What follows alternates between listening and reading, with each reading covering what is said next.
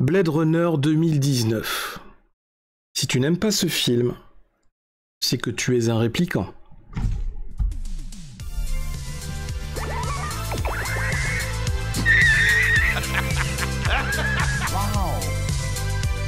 C'est toute l'histoire de ma vie. Plus besoin de coquillage. Tu parleras en présence de ton avocat. Toc toc. Vous savez que vous avez un problème de comportement. Ah! S'il peut saigner, on peut le tuer.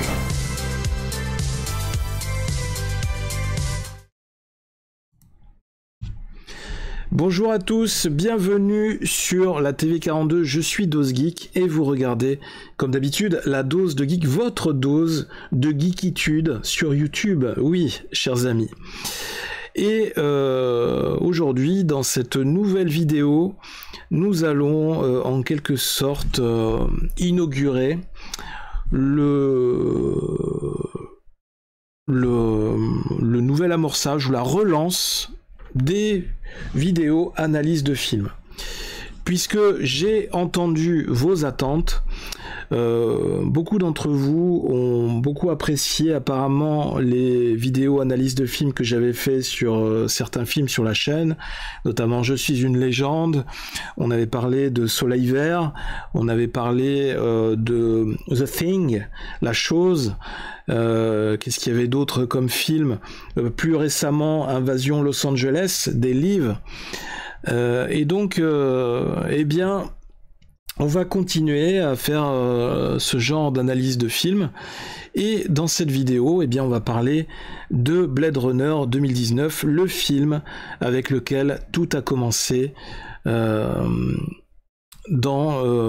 film qui a lancé l'univers de science-fiction qui est propre, l'univers de Ridley Scott, du fameux réalisateur Ridley Scott.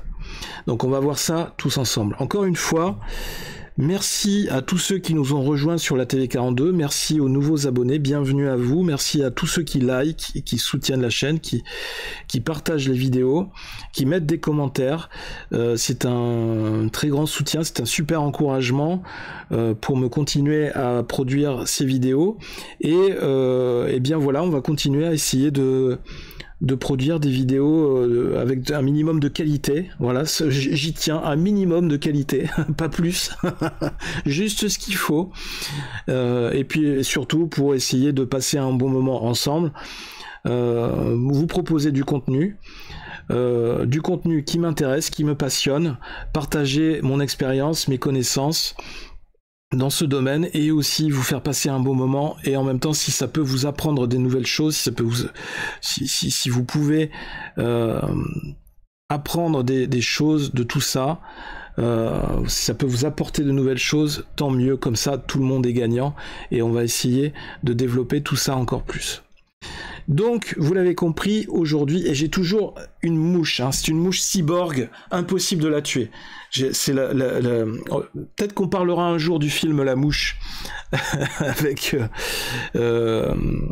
l'acteur qui jouait dans Jurassic World aussi, Jeff Goldblum. Attendez, elle est là? Non? Dégage, allez, dégage la mouche, dégage! Tiens, voilà ta mouche, Merteuil, comme disaient les inconnus. Mais on va pas se laisser disperser, on va se refocaliser sur le film Blade Runner. Si vous êtes prêts, on va y aller. Si vous avez un petit peu de temps devant vous, parce que vous savez que ces analyses de films, ça dure toujours un petit peu de temps, le temps de parler de tous les aspects. Et puis on va y aller tranquillement, on va parler de tout ça. Allez, asseyez-vous confortablement. Prenez un petit truc à boire, un petit truc à grignoter si besoin, et on va se plonger maintenant dans l'univers de Blade Runner. Voici comment tout a commencé. Blade Runner. Et oui, comme je disais en intro de ce film, si tu n'aimes pas ce film, c'est que tu es un répliquant. Et vous allez très vite savoir pourquoi. Avant d'être un film d'anticipation, Blade Runner, c'est un véritable film noir. Il faut garder ça à l'esprit. Du genre du film noir, du polar ou du thriller, il reprend souvent le motif d'une enquête complexe menée par un policier fatigué et cynique, plongé dans les rues pluvieuses de Los Angeles à la poursuite d'une bande de fugitifs.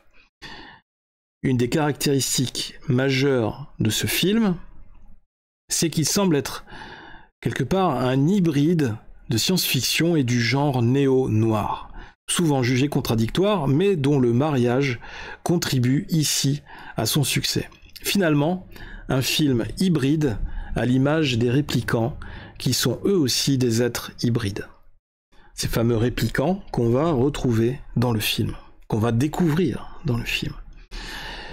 Ce film, c'est un des précurseurs du style néo-noir, donc, qui se caractérise par une atmosphère urbaine, à l'architecture baroque et à l'ambiance empreinte de schizophrénie, où la misère est omniprésente.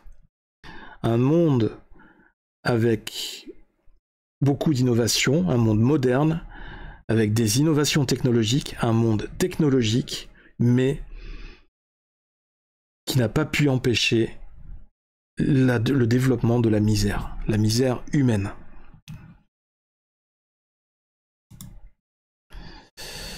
Donc Blade Runner, c'est un film qui a marqué à jamais l'imaginaire des cinéphiles.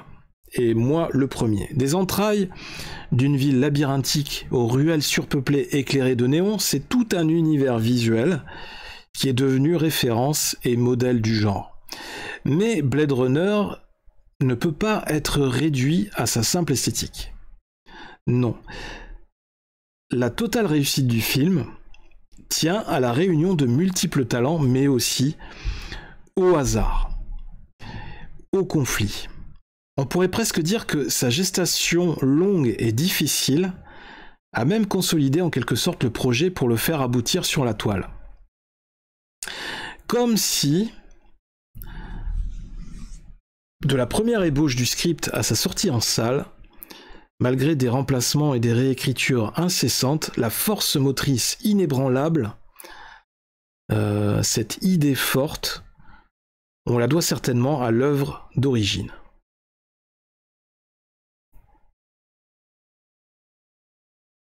Et cette idée, ce concept, tient en ces quelques mots.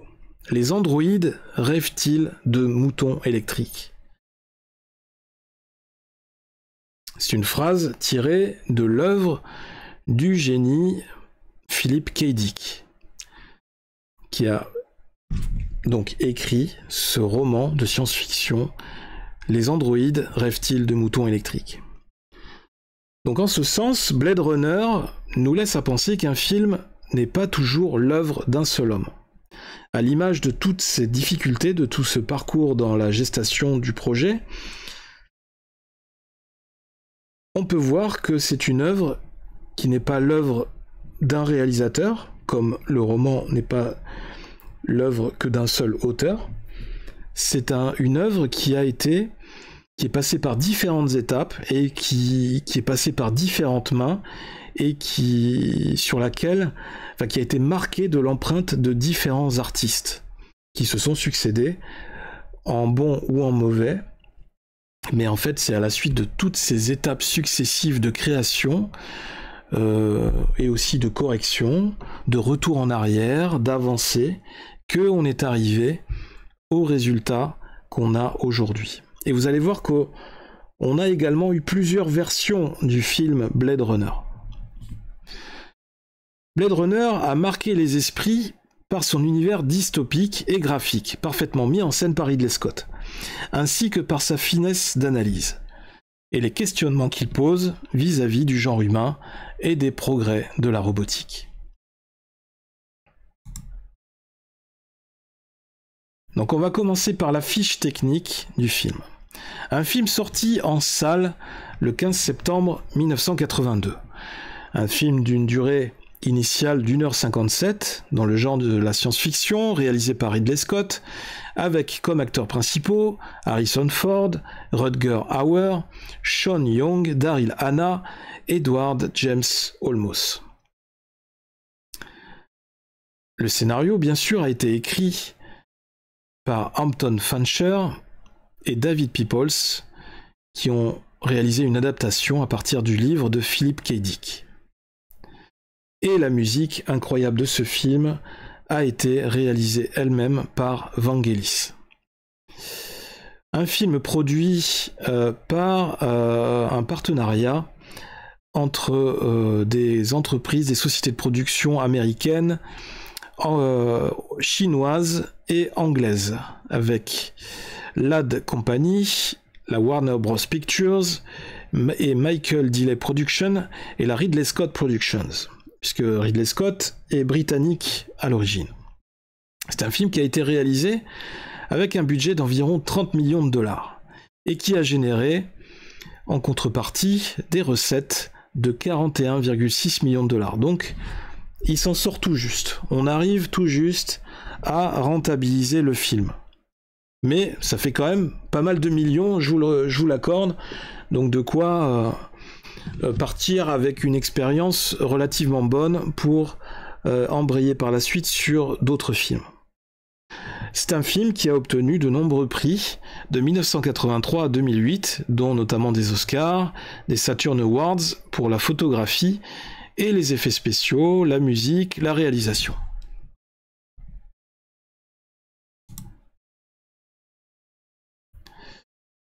Le synopsis du film. On va raconter un peu l'histoire en résumé. Nous sommes en 2019. Los Angeles, comme vous pouvez voir sur ces images.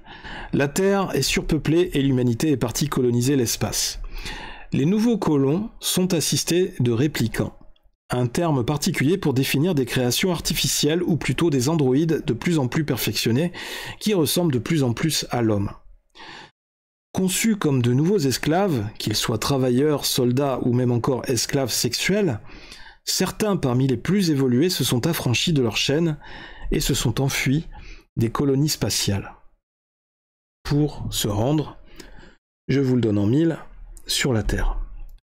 Rick Deckard est un ancien Blade Runner, une unité spéciale de policiers qui sont chargés d'interpeller et de retirer définitivement ces réplicants du circuit.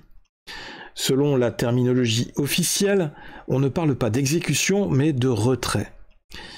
Il accepte une nouvelle mission qui consiste à retrouver 4 de ces individus qui viennent de regagner la Terre après avoir volé une navette spatiale. Ces réplicants sont des Nexus 6, dernier né de la technologie développée par la Tyrell Corporation.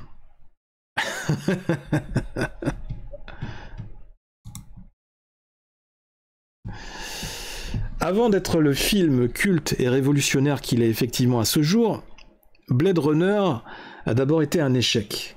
Et oui, il faut le savoir. Et avant cela encore, un ouvrage de Philip K. Dick, souvent considéré comme mineur, publié en 1966. Do Androids Dream of Electric Sheep? Ou, en français, les androïdes rêvent-ils de moutons électriques? Les œuvres de cet écrivain majeur de science-fiction prennent place généralement dans des univers complexes, perdus au milieu d'une infinité de mondes parallèles, aux temporalités contradictoires, et où la réalité est manipulée par une sorte de force supérieure, par la technologie, la drogue ou encore les maladies mentales.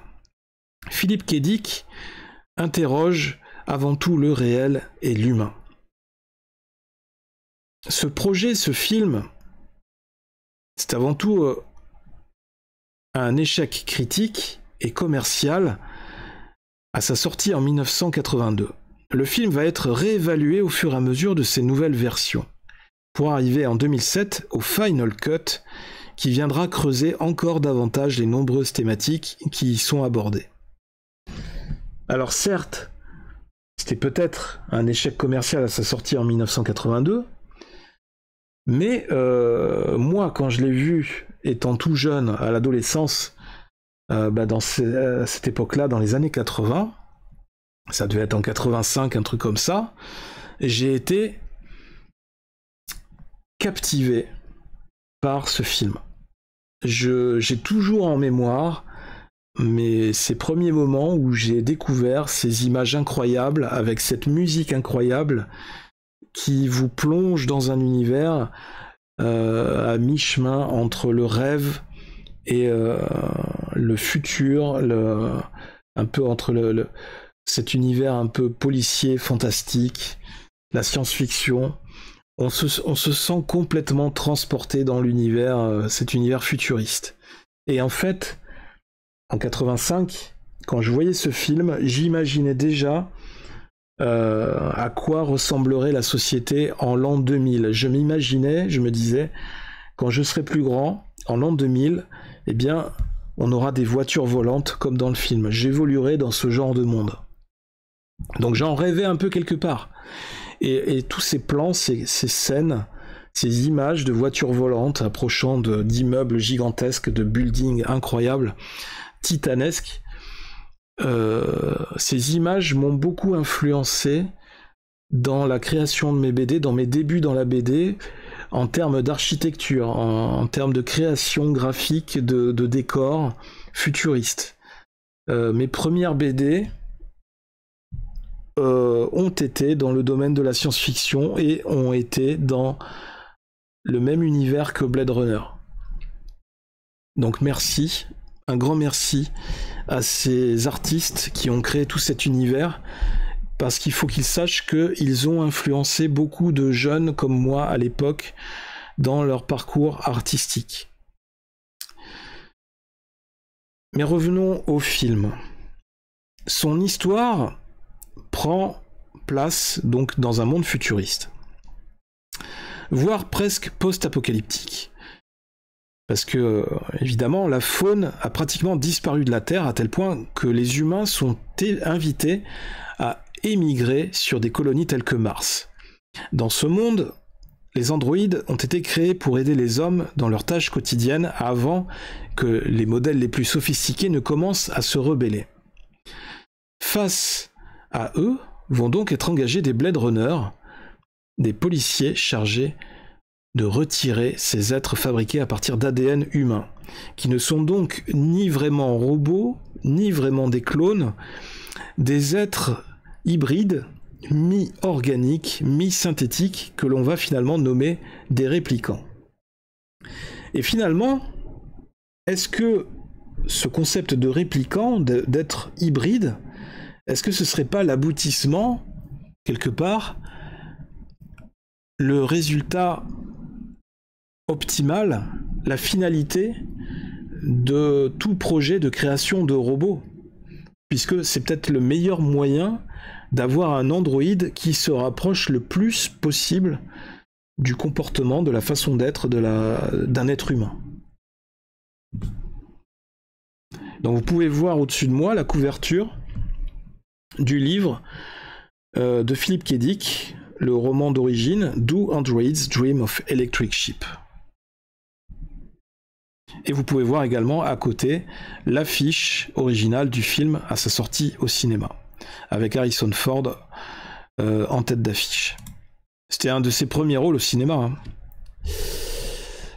Dans Blade Runner, on a le genre du film noir qui est transposé dans un univers de science-fiction. L'histoire s'inscrit ici dans une vision très moderne, de manière à déplacer le propos de l'œuvre policière dans un contexte totalement insolite et fantastique, en le laissant petit à petit s'effacer, en laissant s'effacer l'enquête au profit d'un questionnement sur la notion d'humanité. C'est le genre néo-noir. Donc en fait, au départ, on part sur une enquête policière banale. Ça pourrait être un très bon épisode d'Inspecteur Derrick en Californie, dans le futur. Et ça évolue en histoire plus philosophique, en questionnement sur soi-même, sur l'existence de l'être humain, sur la vie. Et c'est là que c'est très intéressant, parce que c'est un film qui n'apporte pas vraiment de réponse, mais qui ouvre plein de portes. Et c'est là où c'est génial, c'est là où le scénario est absolument génial. Et je dirais que le scénario est mis en exergue de manière incroyable par les effets spéciaux et par l'univers graphique qui a été mis en place. C'est en quelque sorte une vision du futur, mais une vision sombre du futur. Une vision cohérente, et qu'on pourrait presque retrouver aujourd'hui en 2023 dans certaines mégapoles d'Asie ou d'Amérique. C'est dire l'aspect vraiment visionnaire du film par différents aspects. Dans Blade Runner, on a tout l'imaginaire, toute l'imagerie de la ville tentaculaire au grand gratte-ciel, éclairée uniquement par la lumière des néons publicitaires avec une pluie incessante, des embouteillages et le bruit permanent qui crée une atmosphère rebutante qui oppresse le spectateur, comme les personnages, les protagonistes de l'histoire. Notre société moderne, notre société dans laquelle on vit aujourd'hui, est aux portes de ce futur. Il ne nous manque plus que quelques étapes et nous y sommes. Notamment avec les voitures volantes. On commence à voir arriver les premières voitures volantes qui utilisent la technologie du drone. Mais on a les premières voitures électriques, on a plein de choses comme ça, les nouvelles technologies, on a l'intelligence artificielle qui se développe. On commence à développer des robots qui sont de plus en plus performants en termes de déplacement, en termes de moyens de se mouvoir.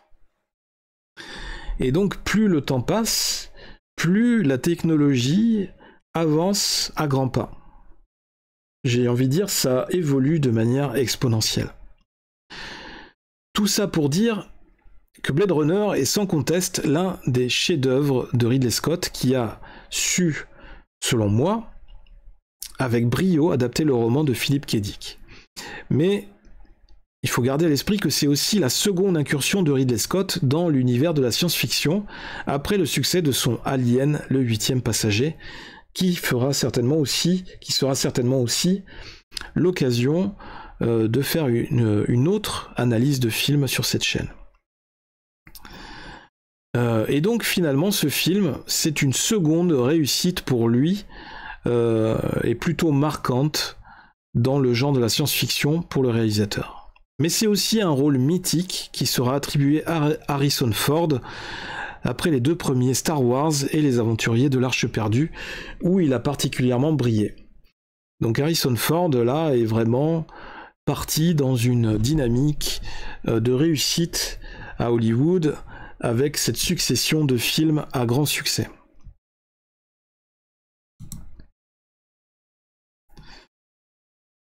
Donc, cette séquence est intéressante puisqu'on va montrer les principaux protagonistes, les principaux acteurs à l'origine pendant la jeunesse du projet. Le projet a commencé à être développé peu de temps après la publication du livre de Philip K. Dick en 1966-68. Le réalisateur Martin Scorsese était intéressé par l'adaptation à l'écran du roman, mais a fini par laisser tomber. Puis, c'est le producteur Herb Jaffe qui va retenir le concept au début des années 1970 et en confier la réécriture à son fils. Blade Runner est ainsi la première adaptation d'une œuvre de Philip K. Dick au cinéma. Mais tout n'est pas aussi simple qu'on aurait pu le croire, car Philip K. Dick sera déçu par cette adaptation de son œuvre et refusera finalement de céder les droits. D'ailleurs, les conflits entre K. Dick et Hollywood au sujet du scénario se multiplient, et l'auteur, qui a également des soucis avec l'alcool, est assez intransigeant en ce qui concerne son œuvre. Mais c'est une autre version, réécrite par Hampton Fancher en 1977, qui est tombée par hasard sur le roman de K. Dick, qui sera finalement retenu et qui attirera l'attention du producteur Michael Dilley, qui à son tour parviendra à convaincre Ridley Scott de réaliser le film. Acteur essentiellement à la télévision, Fancher est un réalisateur frustré. Il écrit, mais ses scripts essuient refus sur refus. Mais avec Blade Runner, il a enfin l'occasion de révéler son talent d'écrivain. Il va reprendre le travail de K. Dick en pensant à l'acteur Robert Mitchum, qui a joué dans Eldorado, Les Nerfs à vif, pour rôle du personnage principal. C'est assez incroyable, hein. Qui aurait pensé, moi aussi j'ai été étonné quand j'ai découvert ça, quand j'ai fait ma recherche. Robert Mitchum était pressenti au départ pour jouer le rôle de Rick Deckard dans Blade Runner. Alors ça aurait pu être pas mal, je l'avoue, parce que c'est un acteur très charismatique, peut-être un peu fort physiquement, un peu... Mais pourquoi pas? Pourquoi pas? C'est un acteur avec une gueule.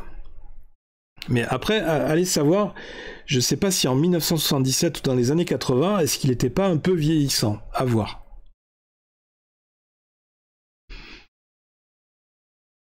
En ce qui concerne la réalisation, il faut savoir que Scott avait déjà refusé le projet une première fois.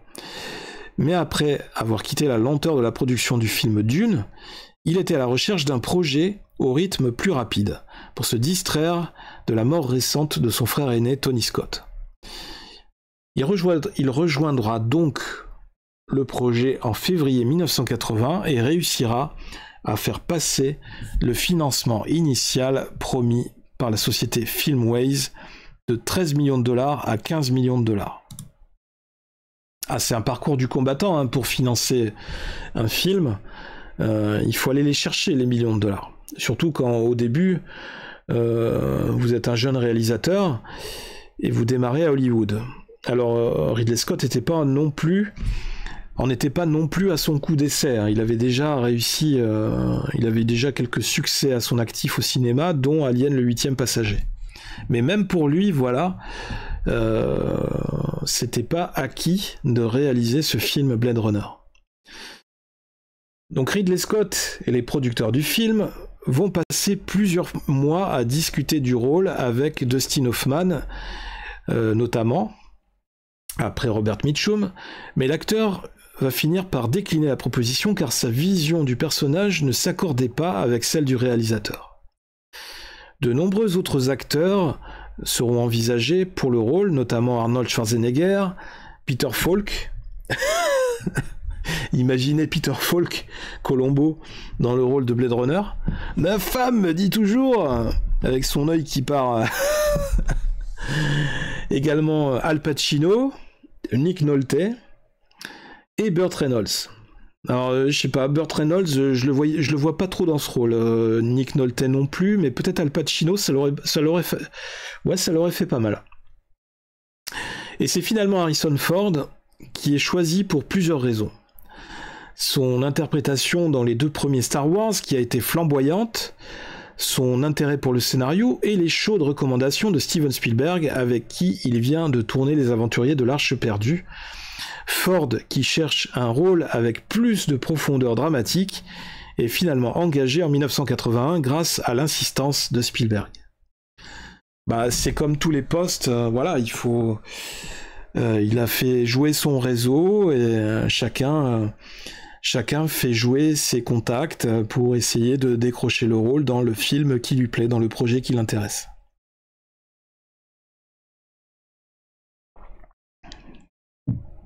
Et donc, avec ce film, c'est un nouveau rôle mythique qui va lui être attribué au cinéma.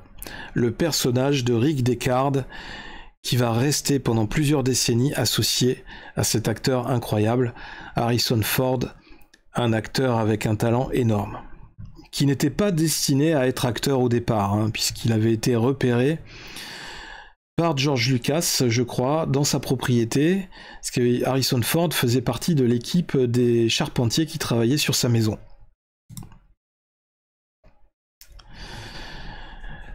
Pour revenir au scénario, eh bien, le scénario de Fincher va se concentrer au départ davantage sur les problèmes environnementaux et moins sur les problèmes d'humanité et de religion, qui occupent pourtant une place importante dans le roman. Et Ridley Scott a donc demandé des changements pour revenir à l'esprit d'origine, à l'œuvre de Philip K. Dick, qui était la première œuvre initiale. Fincher va donc proposer un nouveau traitement cinématographique en s'inspirant des œuvres de William S. Burroughs et d'une nouvelle écrite par un certain Alan E. Nourse, dont le titre est The Blade Runner en 1974, dont vous pouvez voir la couverture à gauche de l'écran. Ridley Scott accroche tout de suite au nom et fait en sorte que la production obtienne les droits de ses œuvres. Finalement, un autre auteur est recruté, David Peoples, pour succéder à Fincher dans la réécriture du script. Peoples, lui, ne lit pas le roman de K. Dick et s'attache uniquement au scénario de Fincher qui le stupéfie. Le rôle de Peoples consiste essentiellement à intégrer la vision de Scott dans le script de Fincher, d'en opérer la fusion. Il doit s'imprégner des décors et maquettes déjà construites afin de parfaire la cohésion entre l'histoire et l'esthétique particulière du film.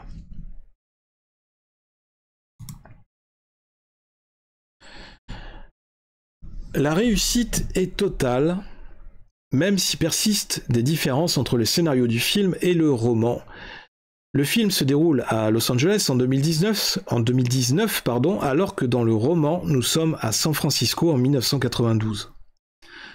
Vous voyez à quel point le roman était vraiment d'anticipation, parce que pour lui, pour Philip K. Dick, on était déjà en 1992. Enfin, c'était le futur en 1992. Avec nos montres calculatrices et tout. D'autres détails comptent, comme la simple invention du mot répliquant, qui remplace le terme androïde, trop connoté selon Ridley Scott. Répliquant, ça ramène à la biotechnologie, dont les implications dans le monde quotidien sont, dès le début des années 80, plus réalistes que celles de la robotique. Un exemple, que lorsqu'un film se dote d'un vocabulaire qui lui est propre, de ses propres éléments de langage, son univers a de cette manière plus d'impact dans l'imaginaire du spectateur. Et lorsque le tournage débute et que Philip K. Dick tombe par hasard sur un passage du film diffusé aux actualités, sans savoir que c'est un extrait de Blade Runner, il reconnaît immédiatement son univers. Il est alors ravi sur le nouveau traitement de son histoire et ne se prive pas de le dire à la production. Pour lui, le roman et le scénario sont comme les deux moitiés d'une œuvre d'art transcendée sur le grand écran.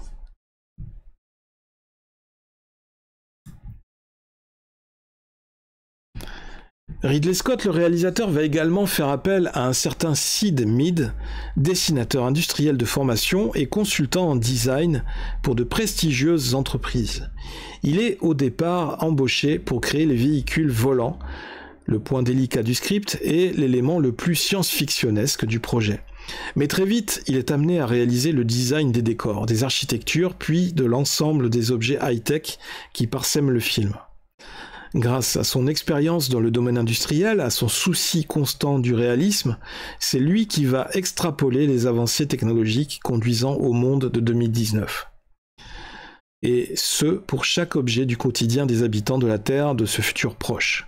Si Ridley Scott et les scénaristes Fincher et Peoples ne sont absolument pas passionnés de science-fiction, Mead, lui, c'est un grand amateur du genre et s'inspire aussi des travaux de Moebius sur Métal Hurlant.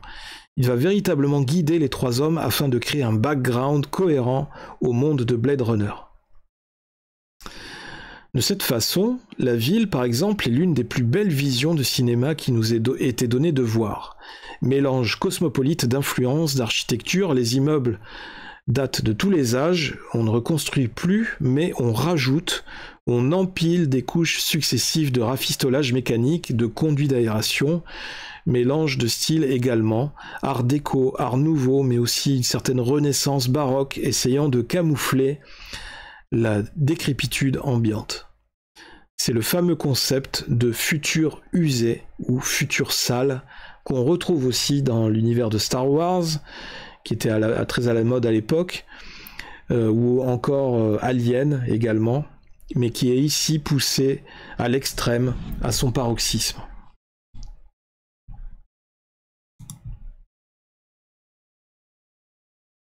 Le fait de plonger le Los Angeles de 2019 dans une nuit sans fin et sous une pluie incessante permet de rendre absolument crédibles les décors. Par exemple, un bâtiment artificiel acquiert immédiatement une certaine patine réaliste lorsqu'il est mouillé.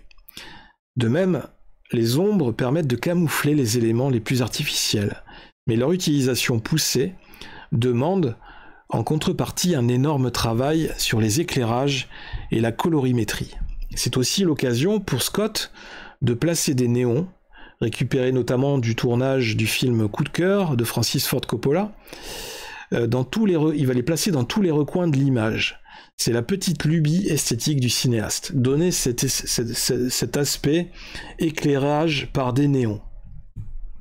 Vous voyez ce plan là, ce plan large, cette grande scène de la ville.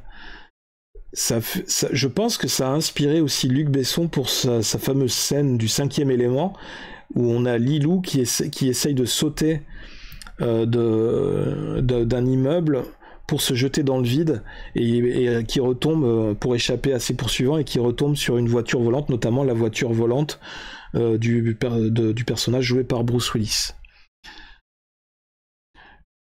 Donc dans ce film Blade Runner, on a des scènes où chaque plan est d'une beauté à tomber par terre, où la lumière en clair-obscur des intérieurs est digne d'un tableau de Georges de la Tour, et non pas de George Lucas.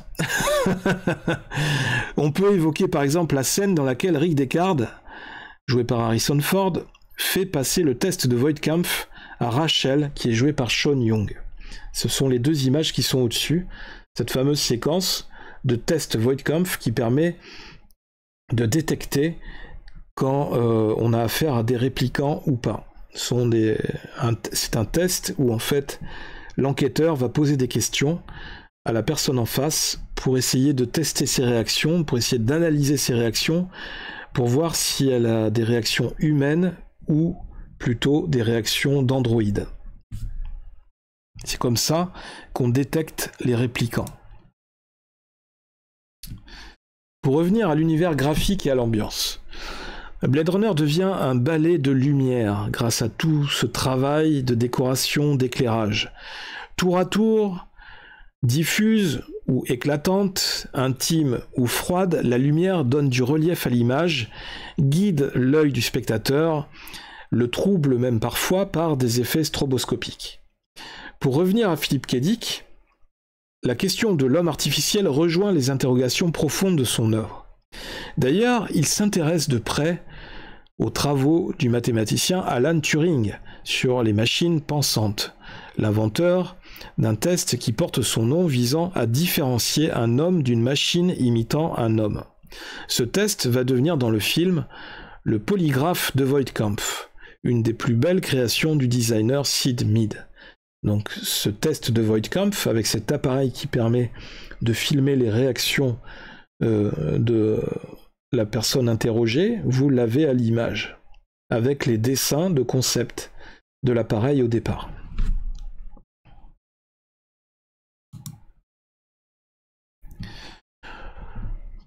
Ensuite va venir le temps du tournage. Le tournage va débuter le 9 mars 1981 et va se terminer 4 mois plus tard. Il se déroule à Los Angeles, au studio de Burbank, où sont recréées les rues de Los Angeles, futuristes, et que Scott trouve formidables, et dans les lieux comme le Bradbury Building pour l'appartement de J.F. Sebastian, le fameux programmateur des réplicants, souffrant lui-même d'une maladie, et l'Ennis House pour celui de Deckard, l'appartement de Deckard. Durant le tournage, Ridley Scott a de nombreuses frictions avec Harrison Ford, parce que l'acteur estime que le réalisateur ne lui donne pas assez d'indications sur la façon de jouer son personnage, et il est irrité parce qu'il croit être un manque d'attention, alors que Scott pense en fait que Ford est suffisamment expérimenté pour ne pas avoir besoin de lui. Il pense qu'il n'a pas besoin d'avoir une direction de la part du réalisateur.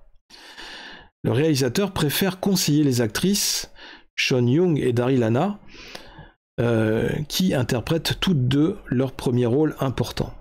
Puis en même temps, j'imagine qu'il essaye de joindre l'utile à l'agréable. Évidemment, c'est plus facile, c'est plus agréable de diriger des femmes, des actrices, que des acteurs. Les conditions de tournage, souvent de nuit, et sous une pluie artificielle, n'arrangent pas forcément l'humeur d'Harrison Ford qui conserve un mauvais souvenir du tournage. J'imagine qu'il a dû attraper des rhumes plusieurs fois. Dans une interview pour The Daily Beast en 2021, Sean Young, la jeune actrice, indiquera avoir refusé les avances de Ridley Scott en marge du tournage et estime que celui-ci, qui a alors ensuite commencé à fréquenter Joanna Cassidy, interprète de la réplicante Zora, Il le lui a fait payer ensuite sur le tournage en demandant à ce que les scènes d'amour avec Harrison Ford soient agressives et en ne l'engageant plus par la suite pour d'autres films. C'est intéressant, hein, ces relations pendant le tournage entre les différents protagonistes du film. Et encore un exemple, un énième exemple, d'un réalisateur qui est séduit par une actrice de son film et qui essaye de lui faire des avances ou qui essaye de sortir avec elle.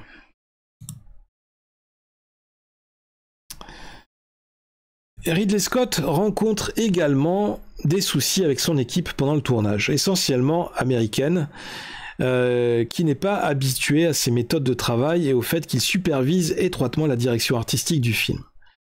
Plusieurs membres de l'équipe démissionnent, notamment pendant le tournage, et la tension atteint son comble quand Scott dit dans une interview pour un journal britannique qu'il préfère travailler avec une équipe anglaise. Certainement une autre méthode de travail, un autre rythme. Le perfectionnisme de Scott lui cause d'ailleurs d'autres problèmes avec la production qui s'inquiète du retard pris par le film. Le tournage se termine dans l'urgence car la production a fixé une date limite au-delà de laquelle elle cessera de payer. Les derniers jours de tournage vont donc s'effectuer sous une grande pression, et en ce qui concerne la musique originale du film, elle est composée par Vangelis, qui vient alors de remporter l'Oscar de la meilleure musique de film pour Les Chariots de Feu de Hugh Hudson. Et sa composition, pour le coup, pour Blade Runner, est un mélange de mélodies sombres, de musique classique et de sons futuristes au synthétiseur qui reflètent l'ambiance voulue par Ridley Scott. La composition de Vangelis est nommée en 1983 pour un BAFTA, British Academy of Film and Television Arts, et un Golden Globe dans les catégories meilleure musique de film. On imagine que Vangelis a dû avoir pas mal de pression mise par Ridley Scott qui devait être assez dans le rush pour terminer son film.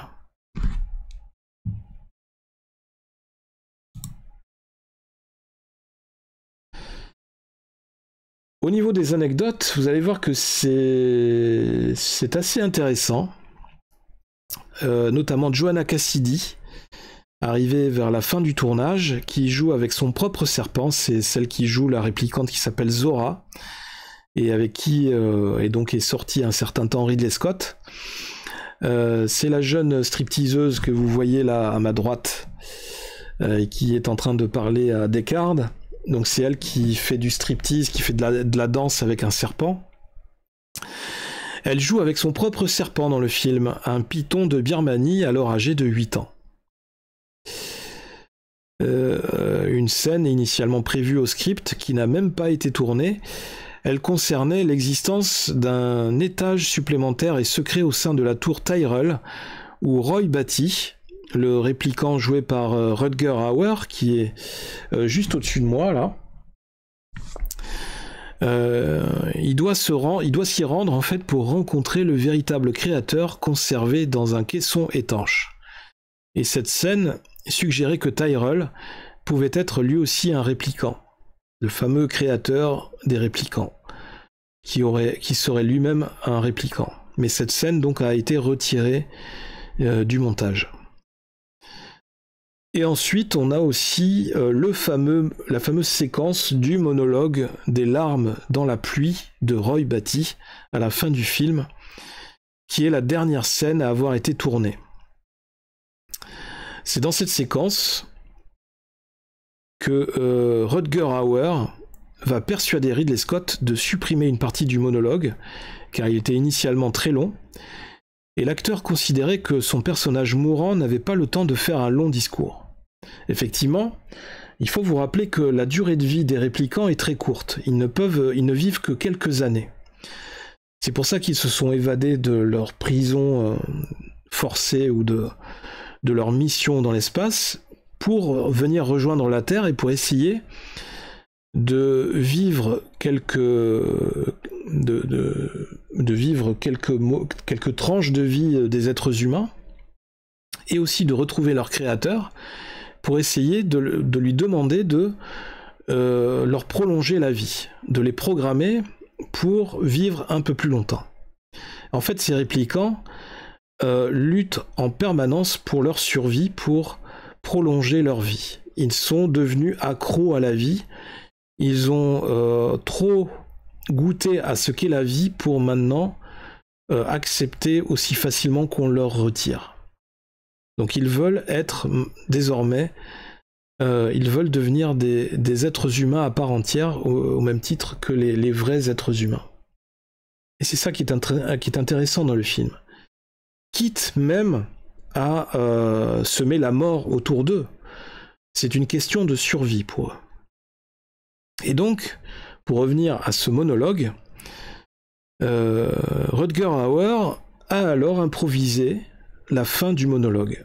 Il a considéré comme que c'était nécessaire.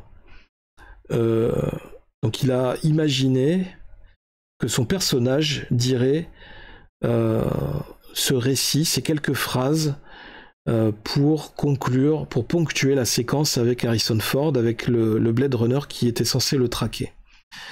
Et ce monologue, il faut dire que il a été très inspiré sur le moment d'improviser ces quelques paroles, parce qu'elles apportent un poids très important à la fin du film.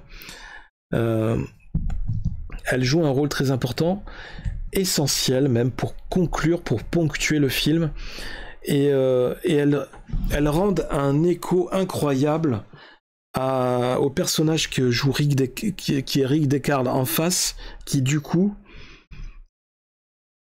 tout d'un coup se met à se poser des questions sur sa propre origine, sur sa propre vie. Il se demande à ce moment-là si lui-même ne serait pas un répliquant. Et donc ce long monologue, enfin pas si long que ça, mais ce monologue de Rutger Hauer, improvisé sur le moment, sera considéré par la suite comme l'un des plus réussis de l'histoire de la science-fiction. Ça restera une scène d'anthologie du cinéma de science-fiction. Je vous invite à la revisionner à l'occasion en regardant le film à nouveau. Si on continue dans les anecdotes, Philip K. Dick est mort, lui, en mars 1982, peu avant la sortie du film. C'est pourquoi ce film lui a été dédié. Pourtant, Ridley Scott a révélé par la suite n'avoir jamais lu le roman de Philip K. Dick. Ensuite, comme autre anecdote, par exemple, lors de la première projection privée, les producteurs ne comprenaient pas de nombreux éléments du film. Et après les projections test, où les réactions des spectateurs étaient majoritairement négatives, ils ont insisté pour rajouter une voix off explicative et modifier la fin du film dans le but de la rendre plus heureuse. Des rushs de Shining, par exemple, du film Shining de Coppola, ont été empruntés et donc par la suite offerts à Ridley Scott par Stanley Kubrick. Et je parlais de Coppola, je me suis trompé, c'était Stanley Kubrick. Donc ces rushs seront offerts pour les réutiliser pour la vue aérienne des montagnes et de la voiture de Deckard et de Rachel à la fin du film. Ces fameuses séquences qu'on voit au-dessus de moi, où on les voit partir en voiture volante pour s'évader des cités tentaculaires perdues dans l'obscurité éternelle, et on les voit s'enfuir vers la liberté, vers des paysages plus naturels, paysages de montagne, avec cette route isolée en montagne. Et en fait, ce sont des rushs qui ont été tirés des plans filmés pour l'introduction, les premiers plans de Shining, quand les acteurs, quand les personnages arrivent dans la montagne avant d'arriver à l'hôtel. Cette scène où les personnages du coup s'évadent dans la campagne, dans la province, dans la nature, a été détestée par Harrison Ford, car il trouvait que la scène contrastait trop avec l'atmosphère générale du film. C'est un peu vrai. Ça a été un peu ma première impression quand j'ai vu ça, les premières fois que j'ai vu le film. Je trouvais que c'était un peu bizarre, mais et que ça en fait, Pendant tout le film, 90% du film, on était dans le futur. Et en fait, le fait de terminer le film sur cette séquence de nature, on avait l'impression de revenir dans le passé. Et du coup, ça cassait un peu l'effet science-fiction du film. Mais c'est tout à fait cohérent avec le scénario. Ensuite, on a aussi le fait que l'atmosphère particulière de Blade Runner a été entre autres inspirée des travaux de Möbius, qu'on voit ici à l'écran. Ces travaux dans Métal Hurlant.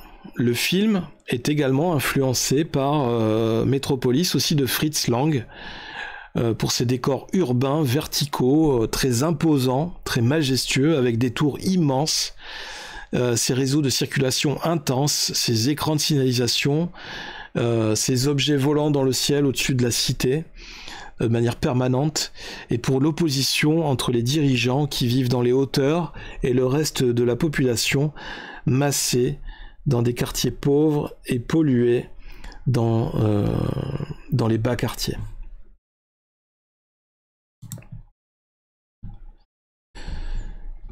On découvre aussi pour la première fois à l'écran des voitures volantes réalistes appelées des spinners. Un spinner, comme celui qu'on voit à l'image, peut rouler comme un véhicule terrestre et décoller aussi bien verticalement qu'horizontalement. Pour décoller et voler, d'après l'univers du film, un spinner est propulsé par 3 technologies différentes. Un moteur à combustion interne, un moteur à réaction et l'antigravité. Il faut savoir que 25 véhicules, des spinners, taxis, camions, vont être créés en état de fonctionner pour le film. D'ailleurs, un spinner est en exposition permanente au musée de la science-fiction à Seattle. Ensuite, parmi le folklore qui s'est développé autour du film au cours des années, il y a aussi une croyance selon laquelle le film agirait un peu comme une malédiction pour les entreprises dont les logos sont affichés bien en vue dans certaines scènes. Alors qu'ils sont les leaders du marché à l'époque, plus de la moitié de ces marques vont essuyer des revers désastreux au cours de la décennie qui suit la sortie du film. Par exemple, on a Atari, qui domine le marché du jeu vidéo lorsque le film sort, puis, après la sortie du film, va perdre de l'argent dans les années 1990. On a aussi le monopole de Bell System qui est rompu l'année de la sortie du film Blade Runner. Et on a aussi la Coca-Cola Company qui va subir des pertes lourdes lors de son introduction ratée en bourse et aussi lors de l'introduction d'une nouvelle boisson en 1985. Enfin, la société de production Filmways, qui avait promis de financer le film, est à son tour victime de problèmes financiers qui la poussent à abandonner le projet. Donc beaucoup d'entreprises, beaucoup de sociétés qui ont eu des revers économiques, des revers financiers en lien avec ce film. C'est dommage parce que la marque, j'aime bien en soi le logo d'Atari en fait, qui fait penser un peu et qu'on retrouve aussi sur le logo de l'écusson des Marines coloniaux dans Aliens 2. Je sais pas si vous vous souvenez, mais on a un peu ce mouvement qui va vers le haut, qui fait penser un peu aux fusées qui partent vers l'espace pour la colonisation, la conquête spatiale. Et ce logo est très joli. On a aussi Peugeot, la marque Peugeot sur les voitures Spinners. Peugeot, à cette période-là, la marque n'était pas très en forme. Hein. Donc, c'est assez cocasse de savoir que toutes ces marques, que ce film a un petit peu porté malchance à ces marques. Je sais pas s'il faut y voir un signe de malchance ou pas, mais c'est très intéressant. Par certaines allusions aussi, Ridley Scott a laissé penser que Prometheus, la séquelle de Aliens, censée se dérouler dans les années 2090, serait un prolongement temporel de l'histoire de Blade Runner, située en 2019. Et c'est vrai que les ambiances sont assez similaires, même pour Alien.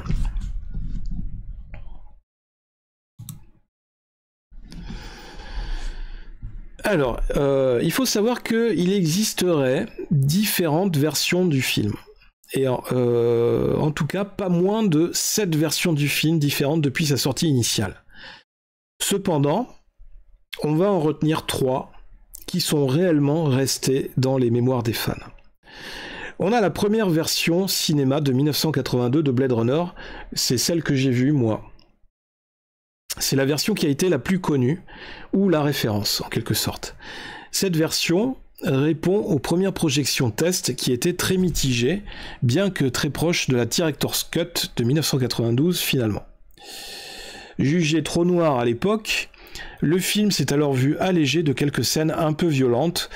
Des voix off en fond aussi ont été ajoutées et le film se conclut sur un plan de Descartes fuyant avec Rachel en voiture dans un paysage de campagne et de montagne presque paradisiaque, contrastant énormément, voire totalement avec le décor de mégapole sombre et pollué. Finalement, assez simple, cette version du film était surtout marquante visuellement, mais ne posait pas trop de questions sur la personne de Descartes et sur son humanité en général.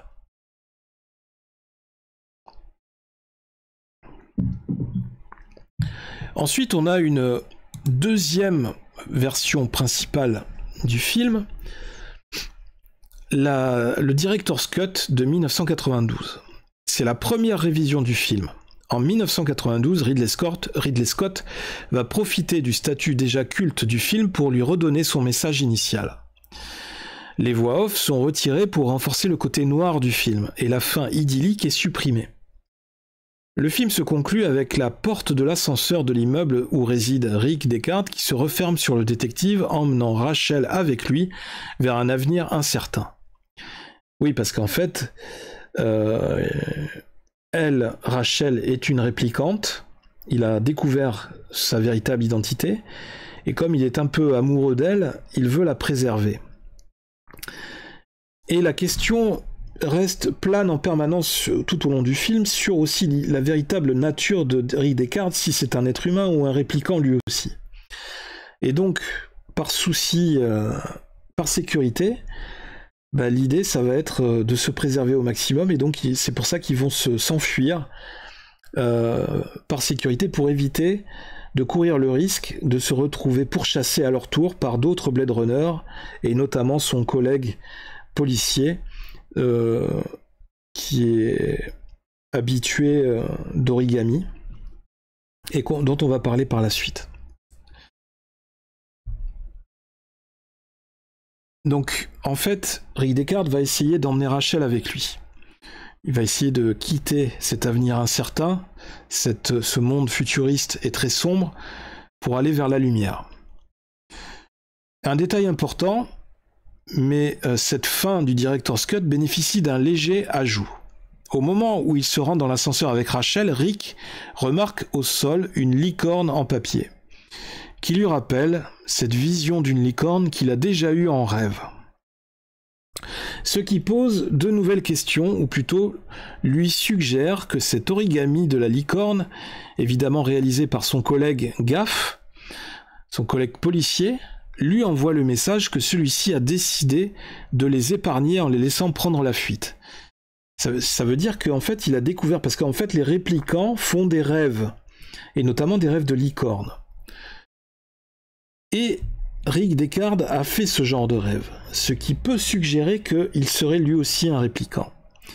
Et le fait qu'il y ait cette licorne en papier sur son parcours signifie que son collègue a découvert le poteau rose, qu'il est au courant lui aussi que Rick Descartes serait un réplicant, et qu'en quelque sorte il était déjà présent, il était sur place, mais qu'à la fin du compte, il a finalement décidé de les épargner et de les laisser prendre la fuite. Il est magnanime, il décide de les épargner, il leur laisse la possibilité de fuir. Mais pour combien de temps ? Il a choisi de leur donner leur chance. En effet, on apprend dans le film que l'image de la licorne est une de ces images artificielles générées par leur créateur dans les rêves des réplicants. Donc si Rick en rêve régulièrement, c'est qu'il doit être lui aussi, quelque part, comme ceux qu'il chasse. simple film de science-fiction noir, dans sa première version, Blade Runner commence désormais à poser des questions importantes. Descartes est-il lui aussi un répliquant ?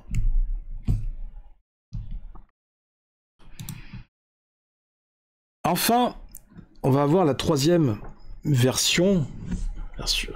principale version de Blade Runner, le Blade Runner Final Cut de 2007. Si le Director's Cut de 92 a permis à Ridley Scott de redonner le message initial de Blade Runner, il restait cependant de nombreuses choses à revoir, notamment au niveau visuel. Et l'arrivée de la CGI, les images de synthèse ou les effets visuels, lui a donc donné les moyens de faire le Blade Runner dont il rêvait visuellement. Contrairement à George Lucas avec les épisodes 4, 5 et 6 de Star Wars, que beaucoup estiment avoir été ruinés par les ajouts de CGI, Ridley Scott, lui, a su vraiment les utiliser dans son film à bon escient, sans en faire trop. De cette manière, ces effets vont permettre de corriger les pistes son et vidéo et modifier certains ciels bleus en ciels étoilés, rendant le film plus noir, plus pesant, plus parfait, bref, en lui apportant toute la maîtrise visuelle nécessaire au service de son histoire. Par la suite, le film a fait l'objet d'une suite, Blade Runner 2049, avec Ryan Gosling, réalisé par Denis Villeneuve, sorti en 2017. Mais ce sera l'occasion d'en reparler dans une autre vidéo. Toujours est-il que, voilà, ce film a été remanié plusieurs fois, il y a eu différentes versions, un peu comme les films de Star Wars, les films, la trilogie initiale, et je trouve un peu dommage, de manière générale, de revenir sur des films, de faire des retouches ou de faire d'autres versions de montage. Je pense au contraire qu'une œuvre, ça doit être une œuvre artistique, un film, un dessin, une musique ou autre, elle doit être représentative de l'époque, de sa période, de son époque, de l'époque à laquelle elle a été créée, elle a été réalisée. Parce que ça veut dire elle a été réalisée avec les moyens, les outils qui étaient à sa disposition à ce moment-là. C'est pour ça qu'elle est très représentative de son époque. Et là où les œuvres artistiques sont très fortes, sont très puissantes, c'est quand elles sont intemporelles. C'est que malgré ces contraintes techniques, elles savent toujours porter, elles savent avoir un message très puissant, très révélateur, très significatif, et elles savent parler à tous les spectateurs de manière intemporelle à toutes les époques. C'est là la vraie puissance, la vraie force des œuvres artistiques. Donc c'est pour ça que je pense que ce n'est pas nécessaire d'apporter des retouches régulièrement, tous les 10 ans ou tous les 5 ans, pour remettre au goût du jour ou réactualiser, faire une mise à jour sur une œuvre. Non, je trouve que c'est pas nécessaire, je trouve que ça la dénature. Au contraire, et je pense que ça peut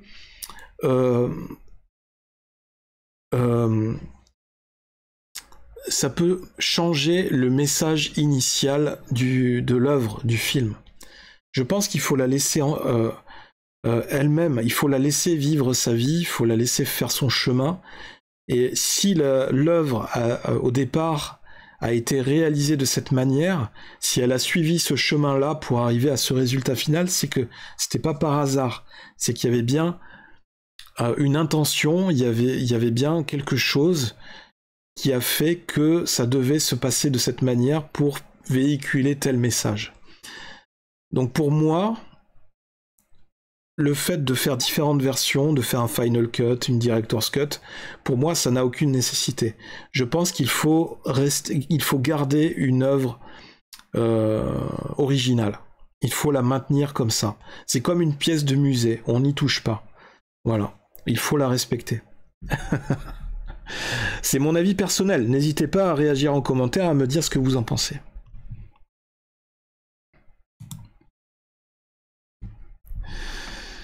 Ce qui nous amène à la grande question autour de ce film.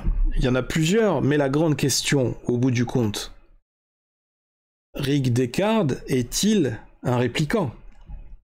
Eh oui. Rick Deckard est-il lui-même identique, est-il semblable à ceux qu'il est censé chasser? La grande question qui subsiste à la fin de Blade Runner est celle de la nature de Rick Deckard. Et la version originale, quelque peu édulcorée, le faisait passer uniquement pour un détective de film noir futuriste. C'était beaucoup moins ambigu. Mais c'était sous-jacent, on devait se douter quelque part. Enfin, on avait quelques doutes. Mais avec les nouvelles versions du film, on a éclairci un petit peu ces doutes, on a enlevé un petit peu de flou. Cette sorte de Humphrey Bogart, ce Rick Deckard, version 2019, résolvait le mystère, tuait les méchants et partait avec la fille. Mais on a vu que dans la fin du film de 1992, la Director's Cut, qui est plus sombre, on a des petits détails, des petits ajouts qui viennent changer le point de vue. On apprend ainsi dans cette version que les répliquants n'ont pas de souvenirs à proprement parler. Ce sont des souvenirs, des rêves qui sont créés par leurs créateurs, notamment des rêves de licorne. Le docteur Eldon Tyrell, de la compagnie Tyrell Corp, s'est inspiré de sa nièce afin d'intégrer des souvenirs fictifs chez les répliquants. Et notamment, on découvre que l'image de la licorne est une de ces images artificielles récurrentes dans l'esprit des répliquants, générées dans leurs rêves et dans leurs songes. Or, dans la version Director's Cut, le fait que Deckard rêve de licorne bouleverse un peu notre regard sur le personnage. Ça ne pourrait être qu'une idée incongrue ou un simple rêve sans intérêt pour le détective. Mais l'origami de licorne réalisé par Gaff change tout. Ça veut dire que ça suggère que Rick Deckard serait peut-être un répliquant, et que Gaff, son collègue, le sait, l'a deviné lui aussi. Et que Rick Deckard pourrait aussi faire l'objet d'une chasse aux répliquants. Gaff, qui est incarné par Edward James Olmos, est un Blade Runner à la retraite, mais qui reste très observateur et qui suit l'enquête de Deckard. Gaff s'exprime toujours de manière assez mystérieuse et produit de nombreux origamis qu'il laisse ici et là au fil de ses déplacements. C'est sa marque. On a donc dit précédemment qu'on découvre à la fin de Blade Runner Director's Cut un origami en forme de licorne, devant l'appartement de Deckard avant que celui-ci ne prenne la fuite avec Rachel. On en a déduit que cet origami a été déposé par Gaff. Sauf que, comment Gaff saurait que Deckard rêve de licorne ? La seule réponse pourrait être que Gaff est déjà au courant pour Deckard. Il sait aussi que les répliquants rêvent de licorne. Ça fait partie de ces informations sur lesquelles il base ses enquêtes. Il doit être un des seuls à savoir que Deckard en est un, ce qui est prouvé par le rêve de Deckard.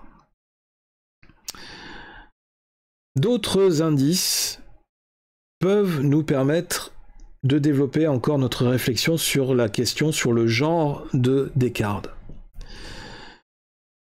Cet autre détail, c'est notamment au moment où Deckard fait passer le test Voigtkampf à Rachel. Pour rappel, selon le Director's Cut, les yeux des répliquants brillent quand ils sont troublés.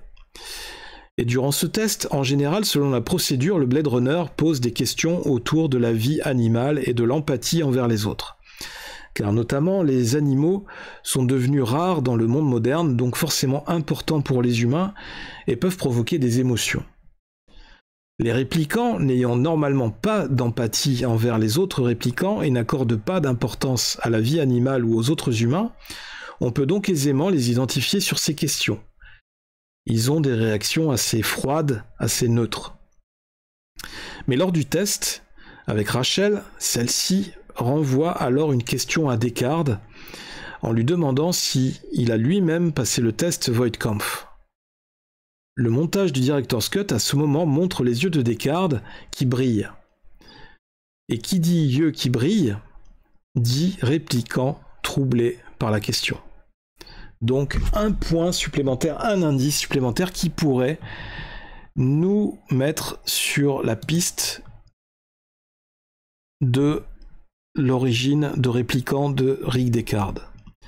Un autre indice se cache dans le nombre de réplicants traqués par Deckard. On apprend qu'il doit en traquer 6. On peut voir à l'image. Or, au final, on n'en voit que 5 dans le film. On a tout d'abord Roy Batty, joué par Rutger Hauer, qui est un Nexus 6 de combat. On a Pris, qui est joué par Daryl Hannah, qui est un Nexus 6 de plaisir. Oui, parce que dans le futur, il y a aussi des androïdes, des robots de plaisir, notamment de plaisir sexuel. Dans l'espace, personne ne vous entendra gémir. Ce genre d'épisode devrait plaire notamment à Bruno Le Maire, qui est très dilaté en ce moment. Ensuite, on a Zora, jouée par Joanna Cassidy, qui est un Nexus 6 assassin. On a aussi Léon, qui est joué par Brian James, qui est un Nexus 6 de combat, qui est révélé d'ailleurs au début du film lors du test Voigtkampf.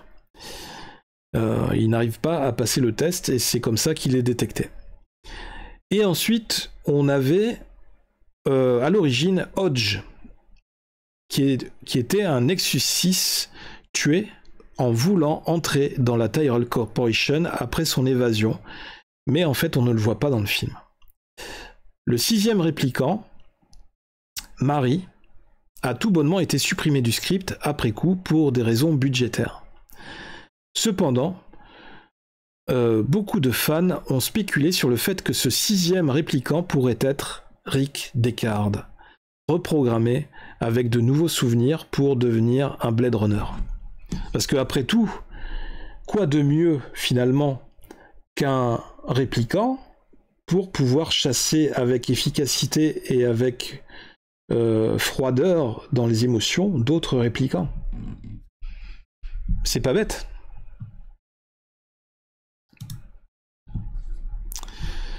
Enfin, une version du script de 1980 apporte peut-être une réponse définitive quant à la nature de réplicant de Deckard. Effectivement, la voix off dit, à ce moment-là en anglais, donc c'est traduit en français, « Je l'ai su sur le toit cette nuit », donc dans les échanges avec Rutger Hauer, avec Roy Batty. « Nous étions frères, Roy Batty et moi. 2 modèles de combat haut de gamme. Nous nous sommes battus lors de guerres qui n'ont pas même été rêvées encore. Un cauchemar innombrable. Nous étions une nouvelle espèce. Roy, moi et Rachel, nous étions faits pour ce monde, il était à nous. » Donc ce qui laisse à penser que Deckard, dans le scénario de Ridley Scott, était un réplicant. Mais il n'y a pas que ça. Ridley Scott l'a avoué lui-même dans une interview pour un documentaire sur la télé britannique Channel 4, où il a confirmé le lien entre les rêves de licorne de Deckard et ses origines de réplicant.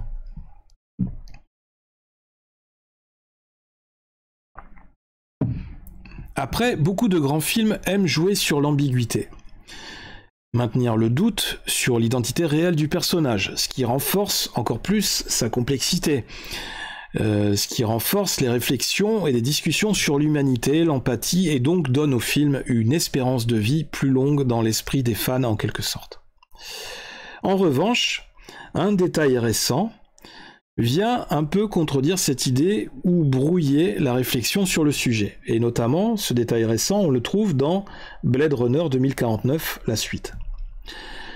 Car on sait, d'après le film, qu'un réplicant Nexus 6 a une durée de vie d'environ 4 ans. Or, on peut voir Harrison Ford dans la bande-annonce de Blade Runner 2049. Et on le voit dans le film. On le voit échanger, on le voit rencontrer l'autre Blade Runner de 2049 qui est joué par Ryan Gosling, qui est la suite chronologique. Et donc on voit que Harrison Ford, qui joue Rick Deckard dans 2049, on voit un Rick Deckard qui a vieilli.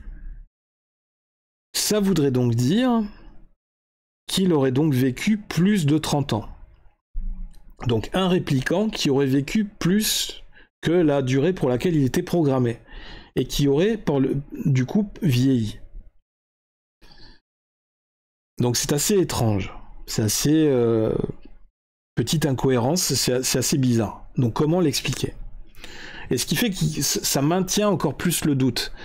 Donc là, au départ, enfin depuis quelques indices, on pensait que Rick Deckard était un répliquant, on était sur la bonne voie de la réflexion, et là, avec ce nouveau détail, on refait un pas en arrière, c'est-à-dire qu'on se repose la question, mais finalement, peut-être qu'il est humain. Et donc, ça maintient encore plus le doute. On revient dans cette zone de flou. Mais vous connaissez Ridley Scott, il y a souvent pas mal de contradictions ou des éléments qui sèment la confusion dans ses films. Et on a pu le voir notamment dans les suites d'Alien avec Prometheus, et encore plus dans Alien Covenant, qui finalement en fera les frais, puisqu'il a été beaucoup critiqué pour ça.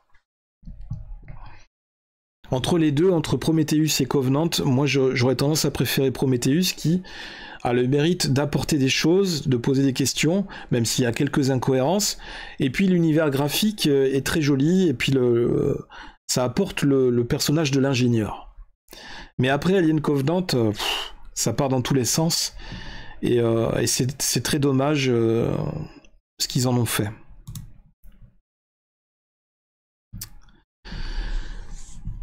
Et donc on va continuer sur, peut-être finir aussi sur les thématiques abordées par le film, sur les nombreuses questions qui sont posées par ce film, puisque ce n'est pas qu'un film noir, c'est un film qui tient son succès au cinéma par les nombreuses questions qu'il apporte, et qui restent toujours en suspens. C'est ça qui est bien et qui fait que c'est un film intemporel. Visuellement, Blade Runner a marqué l'ensemble de la science-fiction. Les voitures volantes, les mégapoles noirs, la forte influence asiatique sur la société moderne, on a retrouvé cela dans de nombreuses œuvres comme Le Cinquième Élément, des jeux vidéo comme Final Fantasy VII, ou encore d'autres œuvres. Mais c'est surtout thématiquement que le film a laissé une empreinte très forte sur la science-fiction, c'est-à-dire sur la thématique de l'humanité. Finalement, qu'est-ce qu'être humain ? Le questionnement sur l'humanité. C'est un des thèmes les plus importants du film, et il a été abordé dans plein d'autres œuvres cinématographiques comme AI de Steven Spielberg, Chappie de Neil Blomkamp, ou même encore Robocop de Paul Verhoeven, ou encore 2001, Odyssée de l'espace, Terminator, etc., etc.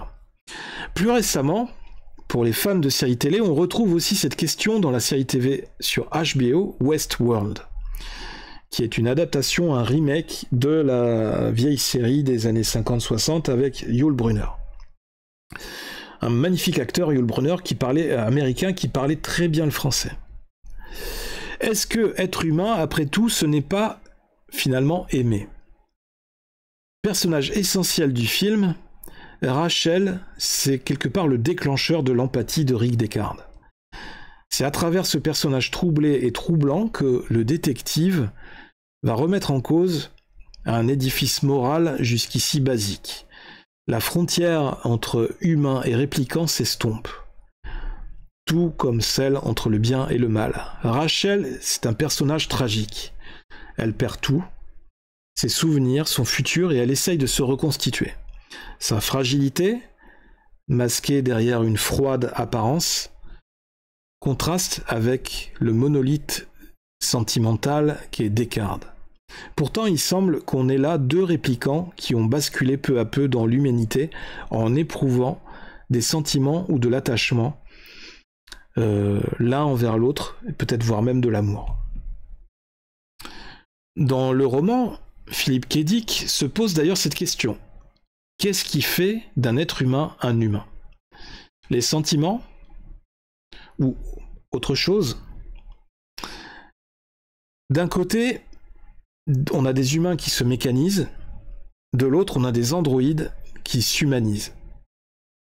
Est-ce qu'à un moment donné, il ne peut pas y avoir un point de rencontre, voire une substitution entre ces deux concepts ?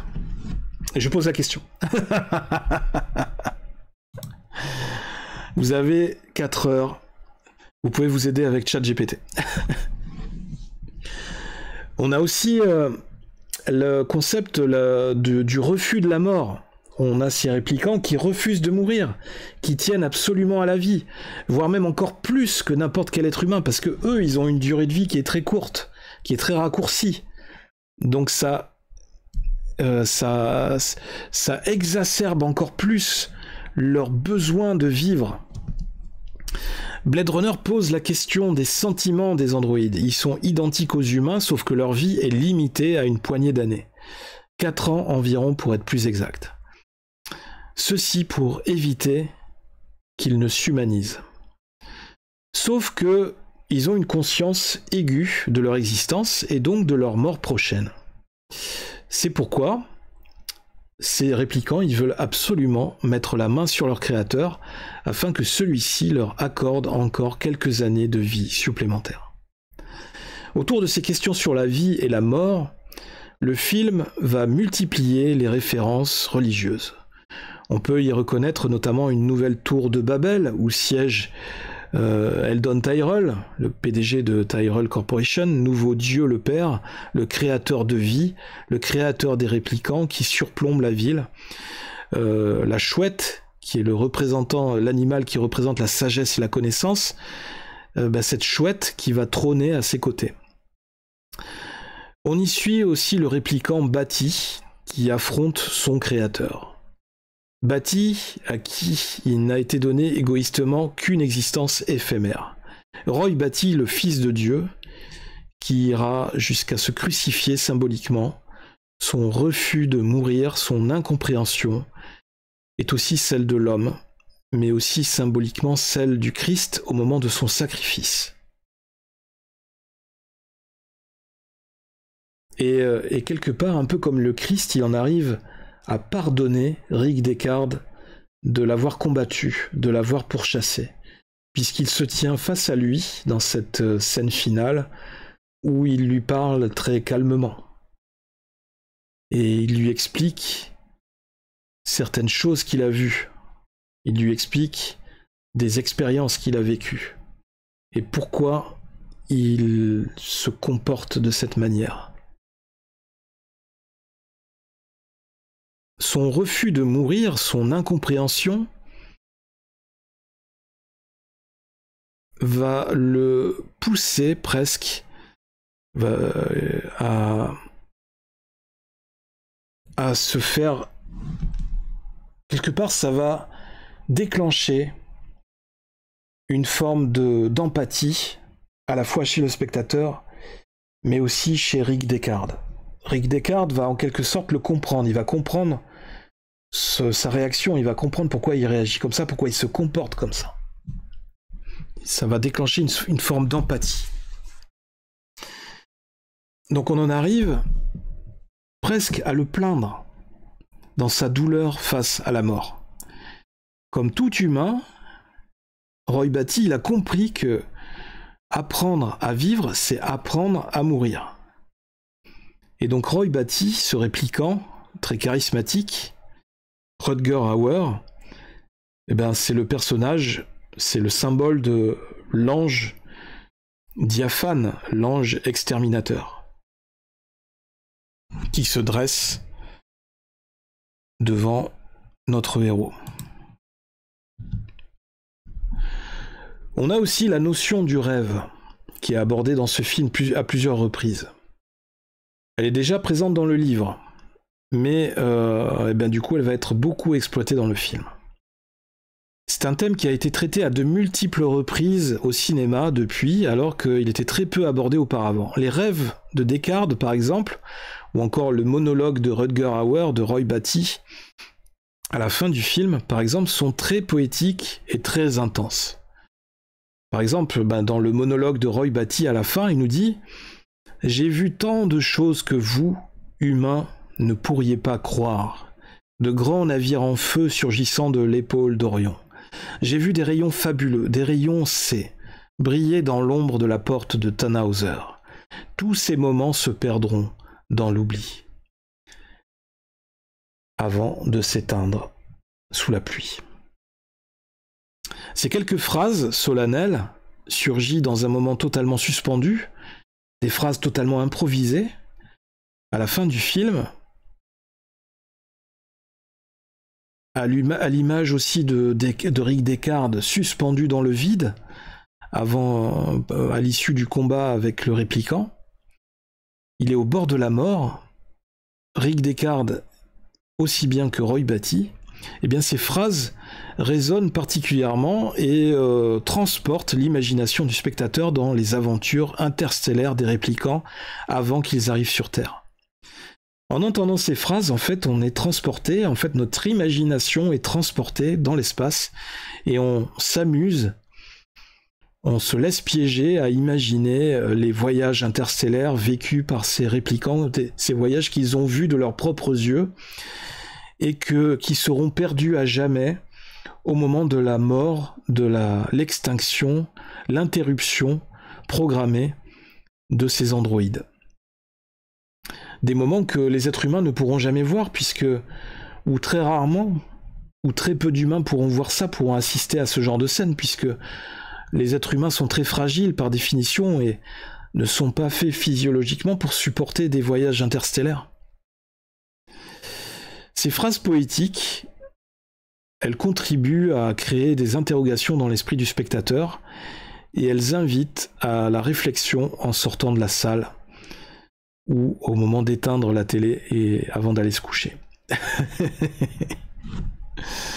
Elles sont très lourdes de sens et je trouve que elles ponctuent de manière magnifique ce film incroyable. Ensuite, pour ajouter un dernier élément, et avant de prendre la route, on peut imaginer un gros lien aussi entre Blade Runner et une autre œuvre de Ridley Scott, la saga Alien. Entre la multinationale qui contrôle la Terre et les réflexions sur les androïdes et l'humanité, les passerelles et similitudes entre les deux œuvres sont nombreuses, à tel point que de nombreux observateurs ont supposé que Ridley Scott aurait peut-être l'envie, dans un futur proche, de confirmer ces connexions dans une seule et même œuvre qui regrouperait ces deux univers. Pour être honnête, on voit bien les différentes connexions, les mêmes composants dans les deux histoires, et ça semble donner un même univers cohérent. Mais peut-être après tout qu'il vaudrait mieux ne pas le faire aboutir ce projet et rester sur une autre fenêtre ouverte, sur une réflexion sans fin pour ne pas volontairement fixer de limites à notre imagination sur cet univers, sur ce lore. Parce qu'effectivement dans Alien, on retrouve aussi le personnage de l'androïde.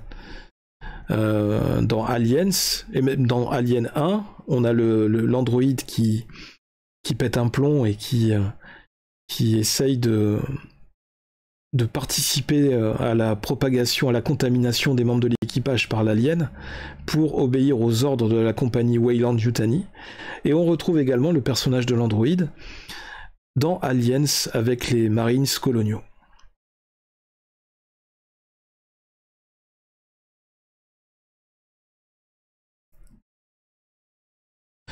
Donc on disait que peut-être que ce serait pas une mauvaise idée de ne pas trop faire de suite, qui serait une connexion entre les deux mondes, tout simplement pour ne pas nous enfermer dans une seule version des choses, où effectivement qui pourrait être critiquable et où on pourrait être déçu. Je viens de perdre un écran, je reviens.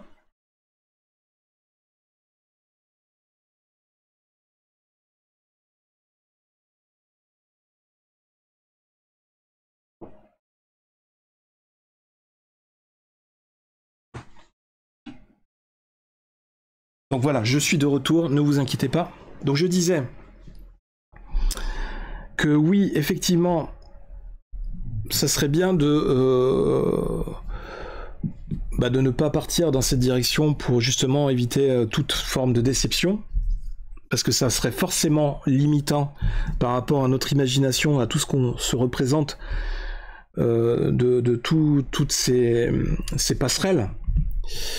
Et aussi, peut-être que une autre raison pour ne pas le faire, peut-être aussi parce que Ridley Scott commence un petit peu à se faire vieux et qu'il n'a pas forcément démontré dans les derniers films avec Prometheus et Covenant que c'était forcément une bonne idée de continuer à développer l'univers d'Alien avec des suites indéfiniment. Donc peut-être qu'à un moment donné, il faut savoir s'arrêter ou passer la main à quelqu'un d'autre, et ou peut-être qu'il faut laisser la porte ouverte et la laisser volontairement ouverte et ne pas explorer d'autres pistes.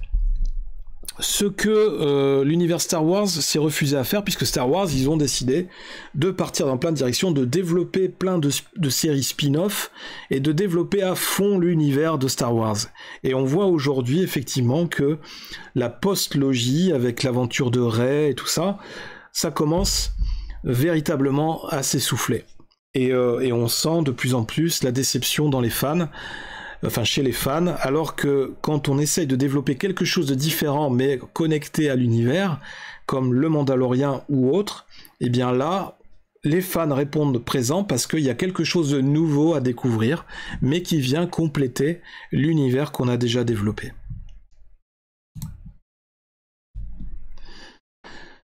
Donc pour résumer, voilà, si vous ne vouliez pas regarder l'ensemble de cette vidéo, si vous vouliez juste vous contenter des 5 dernières minutes de cette vidéo, on va résumer. Blade Runner, c'est finir par comprendre, quelque part. Comprendre notre présence ici sur Terre, comprendre la vie, comprendre plein de choses, c'est accéder à une phase d'éveil. Ouvrir les yeux sur sa propre vie, sur sa propre destinée. Nous avons tous une idée assez précise de qui nous sommes, bien que nous ne sachions pas souvent ce que nous voulons. Mais on sait ou on croit savoir qui on est. Et tout au long de notre vie, on va essayer de se découvrir un peu plus au fil de toutes nos expériences. Donc aucun besoin. Enfin, pour certains, quand on croit savoir qui on est, quand on croit savoir trop de choses, quand on est trop certain des choses, aucun besoin de se remettre en question. Mais en réalité, et la vie c'est ça, la réalité c'est se remettre en question de manière permanente. Et finalement, si nous n'étions pas qui nous croyons être. C'est ça le sens, peut-être la question, l'essence de Blade Runner. Et c'est ça aussi qui correspond à l'éveil de Rick Deckard. Et si finalement je n'étais pas la personne que je croyais être, la personne pour laquelle j'ai été programmé. Et ça rejoint en fait la question la condition, généralement la condition des monstres dans la littérature, dans le cinéma, dans l'univers du fantastique, de la science-fiction. Les monstres, bien souvent, n'ont pas conscience d'être des monstres. Tout comme les réplicants, nous sommes des machines de précision, nous les êtres humains, à durée limitée, priant un dieu qui nous aurait fait à son image, désespérément accrochés à l'existence. On craint tellement la mort qu'on cherche à la ralentir ou à figer le temps, et notre rapport personnel à la mort fait que nous finissons souvent par nous comporter de manière égoïste. Seule notre propre vie compte, plutôt que d'être ouvert sur les autres. On ne pense plus qu'à soi. Les autres deviennent même une menace sur certains points. Et donc on remplit de cette manière sa vie, de manière artificielle, en se créant des amis imaginaires sur les réseaux sociaux par exemple. Et si finalement, à l'image de tous ces éléments, nous étions nous-mêmes quelque part peut-être des réplicants.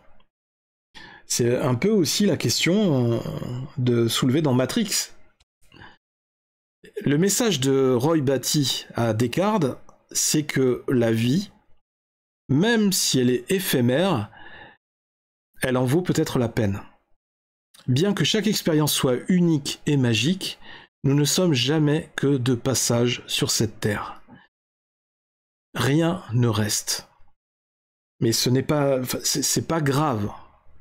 Bien au contraire, il faut apprendre à l'accepter. Son témoignage, à ce répliquant, permet à Descartes d'ouvrir les yeux sur la vie et aussi sur sa propre vie. Qu'est-ce qu'il a envie de faire dans sa vie? Descartes, lui aussi, à notre image, vivait en quelque sorte à l'arrêt depuis trop longtemps. Il était programmé pour aller se lever, manger, aller au travail, faire son travail, etc., etc. Il avait déjà disparu de la circulation, comme détaché, sans émotion. Descartes, à la fin du film, devient le répliquant libre. Sa vie prend du sens quand il la met au service de ce qui compte le plus, en l'occurrence, Rachel. Tout comme Jacques Mayol fuit le monde des humains pour retrouver les dauphins dans Le Grand Bleu, et que comme aussi Truman Burbank qui sort de l'écran dans Truman Show, Rick Descartes, lui, saute dans le grand vide, ce vide passionnant, main dans la main avec celle pour laquelle il éprouve des sentiments, celle qu'il aime. Ainsi s'achève cette analyse du film Blade Runner 2019, avec ces quelques phrases, ces quelques réflexions. J'espère que ça vous aura éveillé sur certains points, que vous aurez peut-être découvert de nouvelles choses autour de ce film. Tiens, hop, on va revenir en full cam, voilà. Ou en tout cas, j'espère que cela vous aura donné l'envie de vous repencher sur ce film, de le redécouvrir, de le regarder à nouveau, ou peut-être de découvrir une différente version, puisqu'on a vu qu'il y avait plusieurs versions différentes du film, de voir peut-être la suite, 2049. Moi, en tout cas, je vais certainement me refaire une séance de visionnage de ces deux films, parce que ce sont toujours des films, ça reste des films très visuels, très visionnaires et très esthétiques. Et il faut dire que pour Blade Runner 2049, le challenge, le défi de réaliser une suite à Blade Runner 2019, eh bien le réalisateur Denis Villeneuve avait un challenge énorme pour faire une suite qui soit cohérente et qui respecte l'univers de Blade Runner 2019. Et pour l'avoir vu, j'ai trouvé que c'était tout à fait cohérent et qu'il avait fait un travail magnifique. Et donc pour revenir à Blade Runner 2019, si vous ne l'avez jamais vu, ce film, je ne saurais que trop vous inviter à le regarder dès que possible. Faites comme vous voulez, essayez de le voir au cinéma, si possible, s'il y a une projection programmée, ou à le louer en DVD ou sur Internet. Mais il faut absolument que vous le voyez. Ça fait partie des films incontournables du genre science-fiction, de la culture cinématographique internationale. Ne serait-ce que pour toutes les notions, les concepts qu'il véhicule, ne serait-ce que pour ces scènes d'anticipation par rapport à notre société. Ça soulève plein de questions et plein de réflexions sur la société moderne, sur dans quelle société voulons-nous vivre, vers quelle société voulons-nous évoluer. C'est tout à fait en accord avec les questions d'aujourd'hui sur le développement de l'intelligence artificielle, sur le transhumanisme, sur quel lien voulons-nous avoir, quel rapport, quel type d'échange voulons-nous avoir avec les futurs robots sur lesquels nous travaillons actuellement? Quels moyens de locomotion, de mobilité allons-nous développer dans l'avenir? Et surtout, dans toute cette évolution technologique, quelle sera la place de l'être humain? Est-ce qu'il y aura encore un minimum de place pour le respect de la vie humaine et tout simplement tout court pour la vie? N'allons-nous pas nous-mêmes évoluer vers des comportements de plus en plus égoïste, individualiste, voire dénué de toute émotion, et à terme devenir nous-mêmes des réplicants, voire des robots. De simples robots programmés pour faire des tâches et pour obéir aveuglément aux ordres qui viennent d'en haut, qui viennent des créateurs ou des élites qui nous gouvernent. C'est très fort, hein, c'est un film très puissant, et c'est toujours très intéressant d'en parler, et je pense que c'est le genre de film typiquement où en fait vous pouvez démarrer une discussion, vous ne savez pas quand est-ce que ça va finir. Là, on va terminer la vidéo, mais je pourrais très bien vous reparler de Blade Runner encore dans 6 mois, dans 1 an, dans 5 ans. C'est ça la force de ce film. Et franchement, c'est un film à découvrir ou à redécouvrir pour son ambiance, son univers graphique. C'est un film qui a influencé énormément d'artistes. Et même également le jeu vidéo Cyberpunk qui est sorti il y a l'an dernier ou il y a 2 ans, je sais plus. Voilà, c'est un film marquant pour tout le mouvement cyberpunk. Donc ouais, c'est époustouflant la marque, l'empreinte qu'a laissé ce film dans toute notre culture, dans toute notre pop culture. Et dans les souvenirs, dans la mémoire collective. Donc voilà, ainsi s'achève cette vidéo, ainsi s'achève ma contribution au monde du cinéma, ma modeste contribution. J'espère que vous avez apprécié cette nouvelle vidéo, j'espère pouvoir en sortir d'autres très prochainement. Et puis, vous pouvez aussi me suggérer des idées de films, des propositions de films pour lesquelles vous voudriez une analyse de film. On en rediscutera. N'hésitez pas à me laisser vos réactions, des commentaires, des questions dans les commentaires de cette vidéo pour réagir, pour me dire ce que vous en avez pensé. Quel est votre avis sur toutes ces questions qui ont été soulevées pendant cette vidéo? Et puis, comme d'habitude, on like, on partage, évidemment, pour répandre la bonne parole et puis pour diffuser un maximum cette vidéo d'information, d'éducation au cinéma pour des personnes qui pourraient potentiellement être intéressées et pour les sensibiliser à toutes ces questions-là. Et puis, n'hésitez pas, encore une fois, à vous abonner à la chaîne pour nous soutenir. Puisque la TV42 c'est une association, et donc merci à vous encore une fois de m'encourager à faire toujours plus de vidéos, à me soutenir, à mettre des likes, à m'envoyer votre énergie, vos sourires et à me laisser vos commentaires. Donc on se retrouve très prochainement dans une nouvelle vidéo. C'était Dose Geek sur la TV42, la dose de geek. On se dit à très bientôt. Bisous à vous, laissez parler le geek qui est en vous. Et peut-être le répliquant. Bye bye. Dans les commentaires, êtes-vous un répliquant ou non? Bye bye.